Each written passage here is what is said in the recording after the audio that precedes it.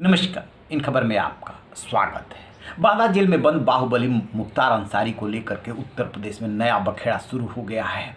दरअसल 28 मार्च को उसे बांदा जेल से लखनऊ कोर्ट में पेश किया जाना था। आधी रात को पूरा प्रशासनिक अमला एम्बुलेंस लेकर के पहुंचा था और इसी दौरान हो गया हंगामा।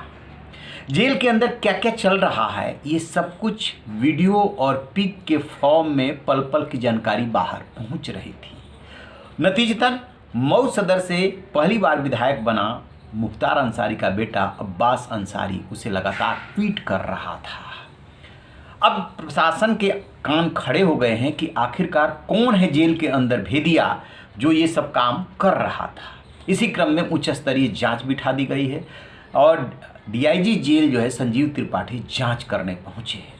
13 अफसरों से जो जेल के अफसर हैं उनसे पूछताछ हुई है और जो 2 डिप्टी जेलर हैं जिनका सीधे सीधे ताल्लुक मुख्तार अंसारी के सेल से है, वो राडार पे हैं कि आखिरकार ये सब हुआ तो कैसे हुआ। सिर्फ इतना ही नहीं हुआ है, जब सुबह के समय मुख्तार अंसारी को लेकर के एम्बुलेंस चली और उसका काफिला चला तो वज्र वाहन, पुलिस वाहन, उसका वाहन, इसके बीच में कई गाड़ियां आई और फेसबुक लाइव तक हुआ है।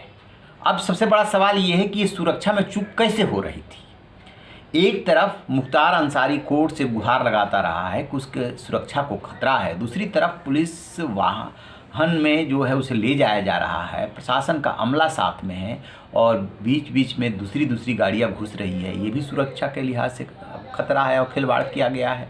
लिहाजा जेल से लेकर के लखनऊ ले जाने और उसे वापस लाने तक कहां चूक हुई है, इसकी जांच हो रही है। सबसे सरकार के लिए चिंतनीय बात यह है कि उसका जो अपना अमला है, सरकारी अमला है, खास तौर से जेल, उसके अंदर भेदिए बैठे हुए हैं और बिके हुए हैं जो पल पल की जानकारी दे रहे हैं। तो आपको बता दें कि अब्बास अंसारी के बार ट्वीट करने और हंगामा होने की वजह से रात में उसे नहीं ले जाया जा सका था। सुबह में ले जाया गया था, फिर लखनऊ कोर्ट में पेशी के बाद 2 मामलों में उसकी पेशी होनी थी। बांदा जेल में ले आकर के फिर से उसी सेल में रख दिया गया है, लेकिन कान खड़े हो गए हैं।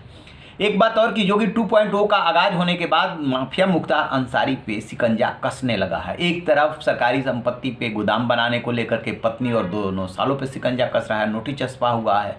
दूसरी तरफ जो एम्बुलेंस प्रकरण है उस मामले में गैंगस्टर के तहत मुख्तार अंसारी समेत 13 पे FIR हुई, धाराएं बढ़ाई गई और उसके बाद जो है अलका राय और SN राय जो हैं उनको गिरफ्तार कर लिया गया है और इधर जो है जितने भी मामले हैं उसमें तेज़ी लाई जा रही है। तो इस तरीके से चौतरफा मुख्तार अंसारी घिरा हुआ है। एक खबर ये भी है कि जो उसकी कंपनी है उस कंपनी से पैसा ट्रांसफ़र हुआ है मुख्तार अंसारी के बेटे अब्बास और उमर के खातों में, उसकी ED भी जांच कर सकती है।